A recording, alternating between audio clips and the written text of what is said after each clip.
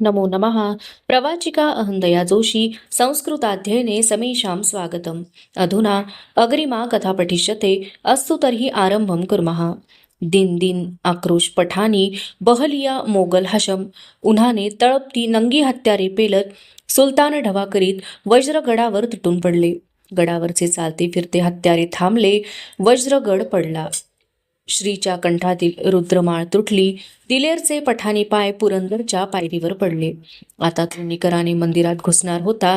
किल्ले पुरंदरात. धनी लई झटझूट घेतली. पर अपयश पदरात आलं. आम्हाला त्वाण दावाया जागा नाही. आता हो तर आमच्या गर्दना मारा, हो तर कडेलोट करा.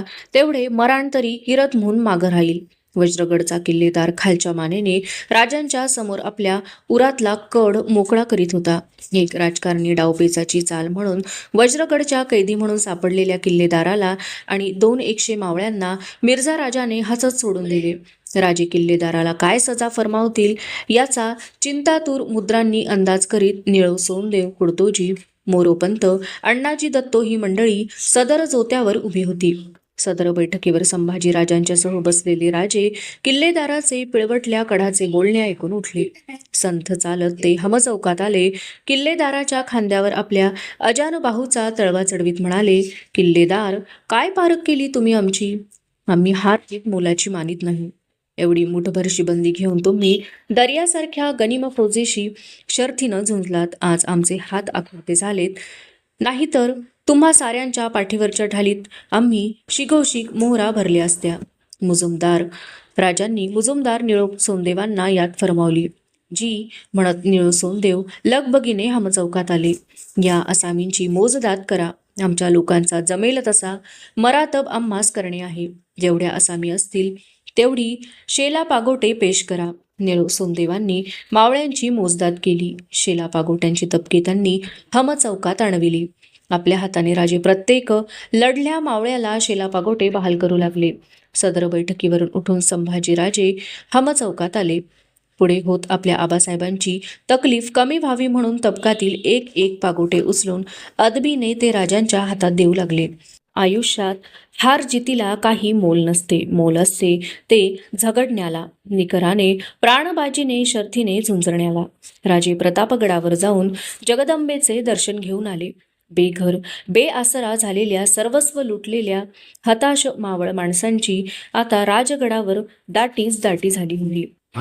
12 मावळांच्या चौकोन्यांतून हुसकलेल्या, उद्ध्वस्त झालेल्या लोकांचे रोज नवे नवे तांडे राजगड चढत होते. राजे जातीनिशी त्यांची विचारपूस करीत होते.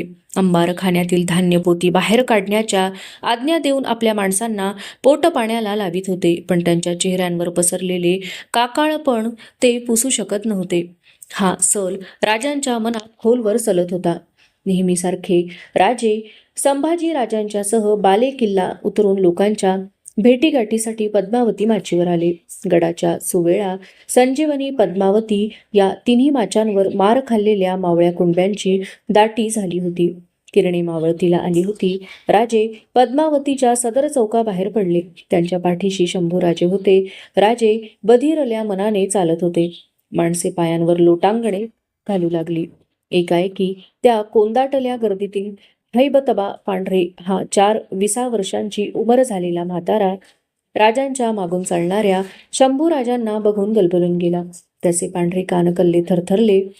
लटलटत्या हाताने भोवतीच्या कुणब्यांची गर्दी फोडीत तो पुढे झाला. शंभूराजांचा हात आपल्या सुरकुतल्या हाताने धरून तो कातर आवाजात म्हणाला, थांब वाईस माझ्या लेकरा, डोळं भरू दे माझं.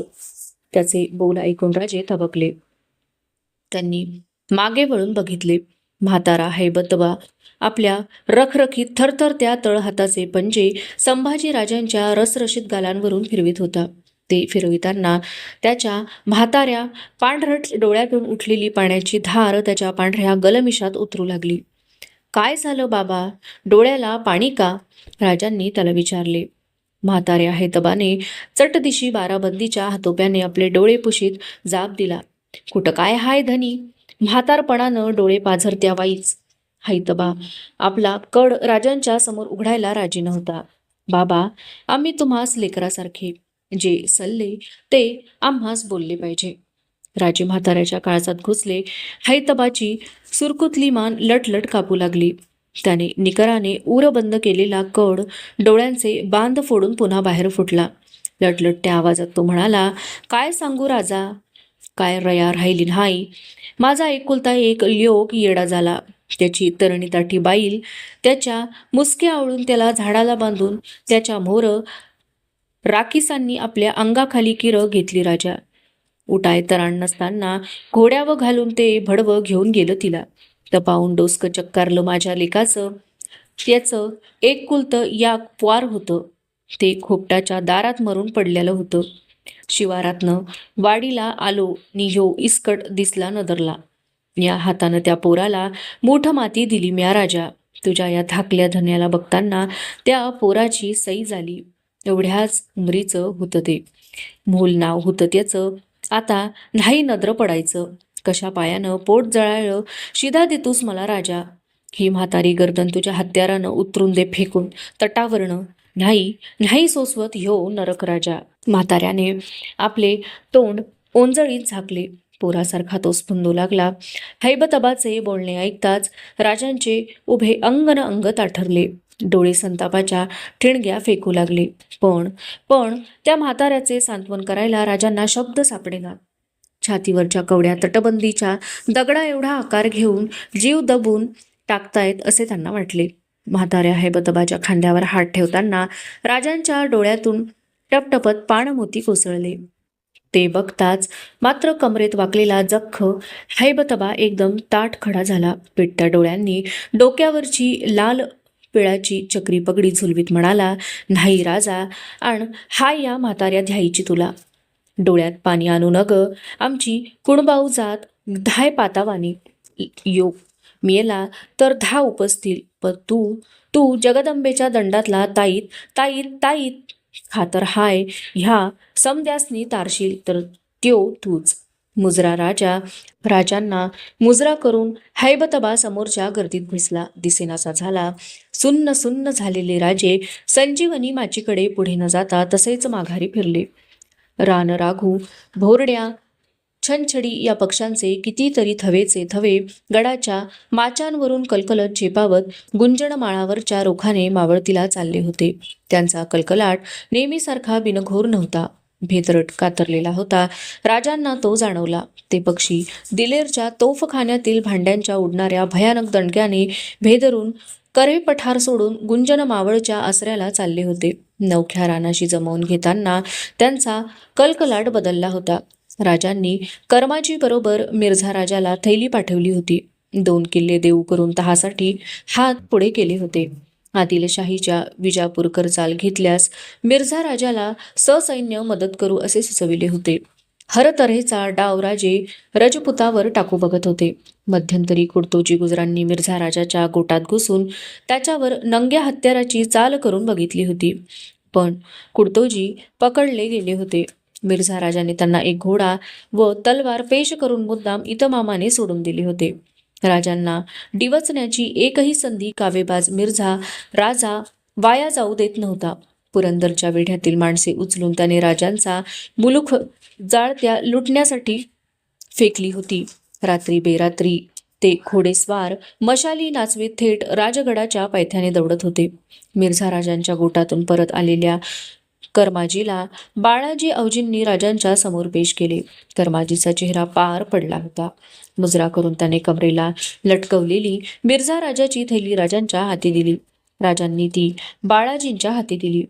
बाळाजी चिटणीस मिर्झा राजाचे पत्र वाचू लागले.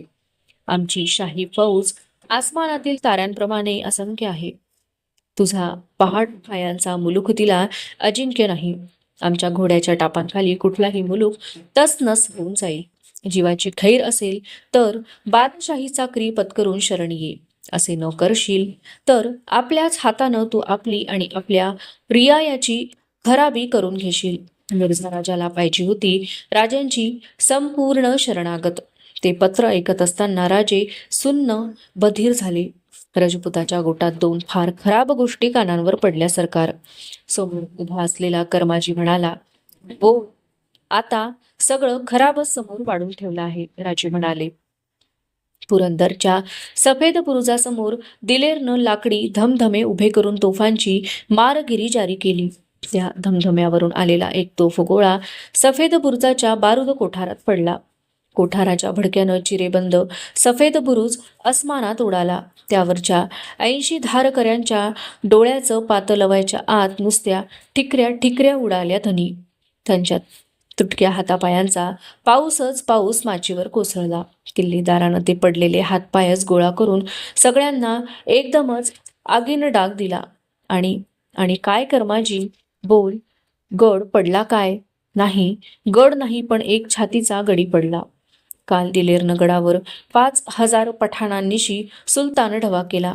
तो मोडून काढण्यासाठी सर दरवाजा उघडून 700 रामोशी महार धारकरी पाठीशी घेऊन मुरारबाजी त्याच्यावर तुटून पडले. दोन्ही हातात पट्टे चढवून मुरारबाजी विजेच्या लोळासारखे गड उतरंडीवरून दिलेरवर कोसळले. हातघाईची हत्यार मार झाली. हाणा मारा, हर हर महादेव असं ओरडत मुरारराव चढत्या उन्हात तळपणारे पट्टे दोन्ही हातांनी फिरवित होते. भरल्या शिवारातील कणस कापावीत तसे पठाणी हशम कापून काढीत होते. फार जोरावर जंग झाला.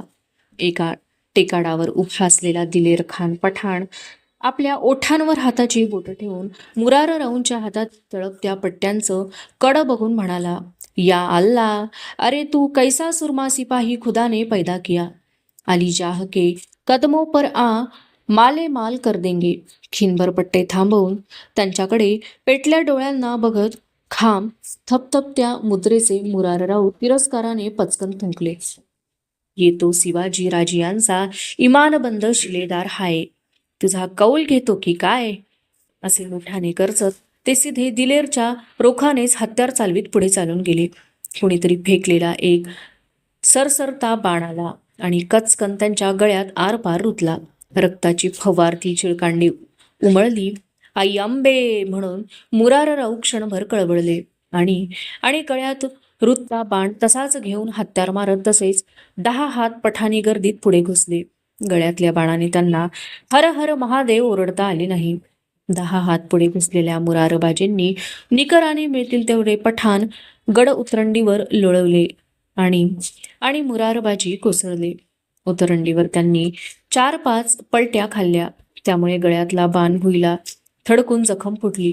उताने पडलेले मुरारराव धेसपांडे गडावरच्या निशाणाकडे भरल्या डोळ्यांनी बघत साहेब कामावर खर्ची पडले. किल्लेदाराने काल त्यांच्या देहाला गडावर अग्नी दिला. सरकार मारत्या समशेरीचे मुरारबाजी कामी आले. आता पुरंदर टिकणं मुश्किल हाय. ती गैरखबर सांगताना कर्माजीच्याच डोळ्यात पाणी उभे राहिले. कर्माजीचे बोलणे ऐकताना संभाजीराजांच्या मनात 2 विचित्र गोष्टींची सरभेसळ झाली होती. म्हाताऱ्या हैबतबाची थरथरती मावळ बोली त्यांच्या मनात फिरत होती. राजा, तू तर जगदंबेच्या दंडातला ताईत हाईस, ताईत. आणि त्यांच्या डोळ्यांसमोर मात्र उभे होते ते गळ्यात वृत्ता बाण घेऊन पट्टे पुढे जाणारे, तुझा कौल घेतो की काय म्हणणारे रक्ताळलेले मुरारराव. रघुनाथपंत कोविड्यांची पालखी राजगडाच्या पाली दरवाजातून बाहेर पडली. त्यांच्या हातात राजांनी मिर्झा राजाला दिलेली संपूर्ण शरणागतीचा खलिता असलेली लाल फासबंदाची थैली होती. पालखीला संरक्षण देत 10 हत्यारबंद धारकरी मिर्झाच्या गोटाकडे चालले. पंतही जीभ म्हणून राजांच्या निर्वाणीचा खलिता घेऊन राजपुताच्या गोटाकडे चालले. राजे रजपुताशी शरणागतीचा सुलूक करतायत ही बातमी वाऱ्यासारखी गडभर पसरली होती. संभाजीराजांना सुलूक म्हणजे काय तेच नीट कळेना. आपल्या महालातून ते राजांच्या महालाकडे आले. मिटला दरवाजा त्यांनी लोटून बघितला, तो बंद होता. महाराज साहेब, संभाजीराजांनी साथ घातली. दरवाजा जाब देत नव्हता, देण्याच्या मनस्थितीत नव्हता. क्षणभर त्या मिटल्या दरवाजासमोर शंभूराजे घोटाळले आणि त्यांची पावले बासाहेब पुतळाबाईंच्या महालाकडे वळली. आपल्या कपाळावर मेणमळल्या कुंकवाची ठसठशीत 2 आडवी बोटं दर्पणात बघून रेखून घेतलेल्या पुतळाबाई कुणबिणीने समोर धरलेल्या पोसाला ती बोटे पुसत होत्या. महालात येताच मुजरा करून संभाजीराजे पुतळाबाईंच्या जवळ आले. त्यांच्या ताज्या ओल्या कुंकवाकडे बघत त्यांनी विचारले, आऊसाहेब, सुलूक म्हणजे काय? का करायचा तो? कुणाशी करायचा? तुम्ही केला आहे कुणाशी सुलूक?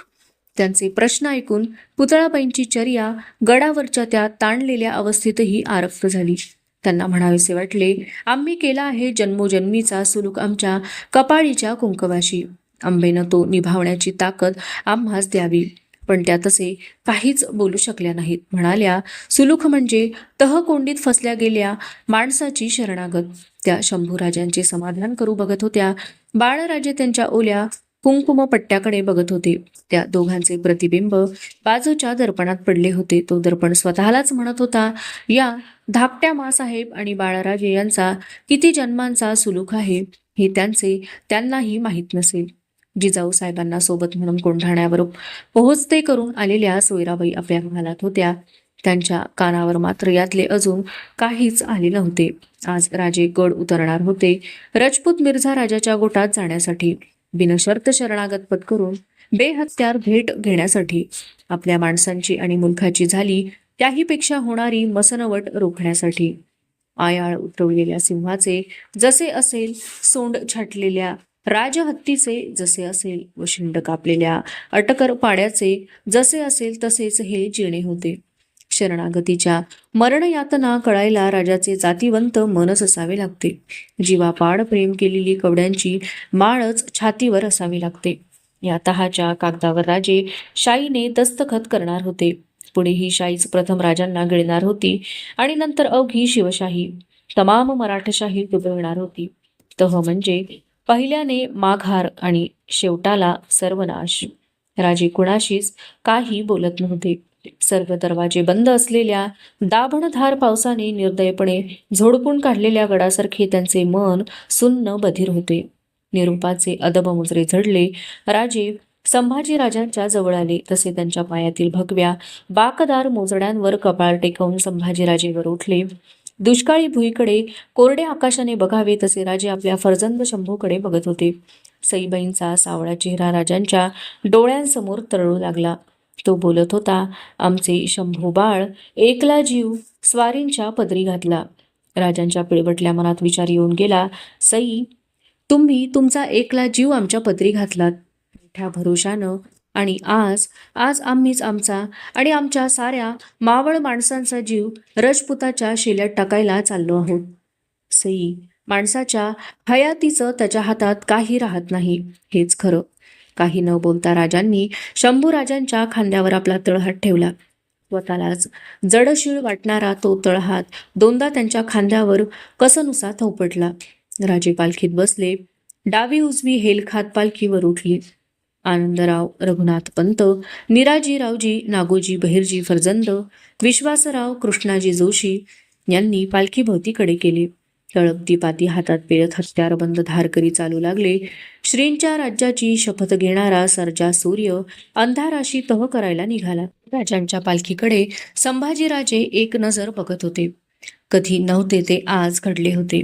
गड सोडताना महाराज साहेब त्यांच्याशी काहीच बोलले नव्हते. पालखी दूर जात होती. संभाजीराजांना महाबळेश्वरावर सूर्यग्रहणाच्या दिवशी राजांनी कृष्णाकाठी सांगितलेले बोल आठवत होते. राहू केतू हे सूर्याच्याच भावकीतले पापग्रह त्याच्या धावणीची वाट सोखून धरतात. त्याची चाल दौड मुश्किल करून सोडतात बाळराजे. सूर्यासही ग्रास पडतो. मिर्झा राजाच्या गोटाकडे राजे निघून गेले. आता राजगडावर जिजाऊ साहेब नव्हत्या, राजे नव्हते. न कळतच संभाजीराजे पुतळाबाईंच्या महाली रेंगाळत होते. पुतळाबाईंची एकचित्त देवपूजा, कुणबी दासदासींबरोबर सुद्धा माया ओसंडत बोलणे, राणीवशातील इतर बाईसाहेबांची अदब राखणे, सखू, राणू, अंबा, बाळीबाई ह्या आपल्या मुलीच आहेत अशी त्यांची देखभाल ठेवणे, थोडकेच पण खूप काळ लक्षात राहील असे घंटानादी बोलणे आणि केवड्याच्या कणसाभोवती पीळ धरून बिलगलेल्या असंख्य पात्यांपैकी एकाच पाकळी पात्याने बाहेर डोकावून पिवळ्या धमक उन्हात अंगभर तळपावे तसे त्यांचे सतेज दिसणे, या साऱ्या बाबींचा शंभूराजांच्या मनावर एक खोल ठसा त्यांना न कळतच उमटून गेला होता. मायाळू स्त्रीला आपल्या मायेची दवंडी पिटावी लागत नाही हेच खरे. आपल्या महालात गवाक्षाच्या महिरपीजवळ पुतळाबाई उभ्या होत्या. बाहेरच्या आभाळात दाटलेल्या अभरामध्ये आपली चिंतावली नजर त्या हरवून बसल्या होत्या. मध्येच भान येताच त्यांच्या डोळ्यांची टपोरी पाखरे फडफडत होती. दाटल्या आभाळाखालून सरसर धावत दूरवर होऊन पुन्हा माघारी फिरत होती. त्यांनी पूजा बांधलेल्या अष्टभुजा जगदंबेकडे बघत संभाजीराजे त्यांच्या पाठीशी उभे होते. मध्येच वळून गवाक्षातून डोकावत होते. दूरवर दिसणाऱ्या गुंजवणी नदीची धुरकट वळणे बघत होते. सरकार थोरल्या महालानं याद केली. सोयराबाईंच्या खाजगीकडच्या चंद्रा या कुणबी दासीने महालात येऊन अदबीने वर्दी दिली. ती ऐकताच पुतळाबाई मागे वळल्या. एक वार त्यांनी संभाजीराजांच्याकडे बघितले. पदर काठ ठीक जमवून घेतला. चंद्रा कुणबीण आली तशी निघून गेली. चला बाळराजे, थोरल्या महालाची वर्दी आहे म्हणत पुतळाबाईंनी जगदंबेच्या मूर्तीकडे नकळतच एकदा नजर दिली आणि शंभूराजांच्या खांद्यावर आपला सुवर्ण कंकणे भरलेला हात ठेवून त्या थोरल्या महालाकडे चालू लागल्या. आपल्या महालात निळ्या शार पदरपोताचा शालू नेसलेल्या देखण्या सोयराबाई आपल्या कन्याराजे बाळीबाई यांच्याशी काहीतरी बोलत होत्या. दगडबंद भिंती धरून 2-4 कुणबिणी अदबीने उभ्या होत्या. महालाचा उंबरठा ओलांडताच पुढे होत शंभूराजांनी मासाहेब सोयराबाईंच्या पायांना हात लावले. सोयराबाईंनी त्यांना वर उठवून घेतले. बाळीबाई ह्या सोयराबाईंच्या कन्याराजे पुतळाबाईंना बघताच धावत येऊन त्यांना बिलगल्या. त्यांचे दोन्ही दंड मायेने धरीत पुतळाबाईंनी सोयराबाईंना विचारले, का वर्दी देणं झालं आम्हास? स्वारींची गोटातून काही खबर? बहिर्जी आणि नागोजी रजपुताच्या गोटातून आत्ताच गडावर आले. त्यासाठीच तर वर्दी दिली धाकल्याबाईंना. काय झालं? तहबंदाच्या आड असलेले पुतळाबाईंचे काळीस फडफडले. स्वारीनं सुलूख मान्य केला. पुरंदर, कोंढाणा, रोहिडा, माहुली, लोहगड असे 23 किल्ले आणि त्यांच्या तर्फेचा 4 लक्ष हुनाचा मुलूक रजपुतास देऊ केला. आता स्वारीकडं कुल 12 किल्ले आणि अवघा 1 लक्ष हुनांचा मुलूक राहील. स्वारी कशी आहे? पुतळाबाईंनी त्यांच्या लालसर सरळ नाककळीकडे बघत शांतपणे विचारले. ठीक आहे. उद्या कोंढाणा रजपुताच्या माणसांच्या हवाले करून स्वारी मासाहेबांच्या सह गडावर येत आहे. सोयराबाई तुटक बोलल्या. त्यांच्या बिब्बे बाणाच्या काळ्या शार डोळ्यात कसली तरी चिंता तरळत होती. ती गडकिल्ल्यांची होती की राजांची ते कळत नव्हते. सोयराबाईंच्या तोंडून जिजाबाई आणि राजे येणार हे ऐकताच संभाजीराजांचा चेहरा पोतासारखा उजळून निघाला. पुतळाबाई आणि सोयराबाई यांच्याकडे बराच वेळ आलटून पालटून बघताना शंभूराजे विचार करीत होते. ह्या दोन्ही मासाहेब उजळ आहेत, पण मग एवढा फरक का वाटतो यांच्यात? त्या दोघी मासाहेबांचे बोलणे थांबलेले बघून शंभूराजांनी सोयराबाईंना विचारले, मासाहेब, तुम्ही केला आहे कधी कोणाशी सुलूक? त्या प्रश्नाने पुतळाबाई चमकल्या. शंभूराजांच्याकडे बघतच राहिल्या. सोयराबाईंचे बिब्बे बाणाचे काळाशार डोळे कसल्या तरी विचित्र तेजाने उजळल्यासारखे झाले. नाकाचा लालसर शेंडा थोडासा अधिक लालावला. त्या पटकन बोलून गेल्या, नाही, सुलूक आम्हास कधीच पसंत नव्हता. आता स्वारीनंच तो मान्य केल्यावर इलाज कोणाचा? थोरल्या बाईसाहेब काय बोलतील हे ऐकण्यासाठी पुतळाबाईंनी त्यांच्या कपाळाच्या कुंकुमपट्ट्यावर नजर जोडली होती. त्यांचे बोलणे ऐकताच ती तिथून सुटली आणि सोयराबाईंच्या पायांच्या बोटात घातलेल्या चंदेरी जोडव्यांवर येऊन पडली. शंभूराजांना जवळ घेत सोयराबाई त्यांना म्हणाल्या, तुमचं मात्र ठीक झालं. कसलाच सुलूक न करता रजपुतानं तुम्हास 5000 मनसब देऊ केली. तुम्हाला ती घेण्यासाठी रजपुताच्या गोटात जावं लागणार, एवढंच वाईट. चिंता वाटते तुमची. ही जिम्मेदारी तुम्ही कशी पेलणार? शंभूराजे काहीच उत्तरले नाहीत, कारण इतके किल्ले देऊन आबासाहेबांनी 5000 मनसब का घेतली या गोंधळात शंभूराजे गुंतले होते. सोयराबाईंचे बोलणे पुतळाबाईंना नीट कळलेच नाही. त्या सादिलवारीने बोलाव्या तशाच बोलल्या होत्या. नेहमीच बोलत होत्या. पदरकाठच्या जरतरी विणेत गळ्यातले मंगळसूत्र अडकले की जसे वाटले तसेच पुतळाबाईंना सोयराबाईंचे बोलणे ऐकताना नेहमीच वाटत आले होते.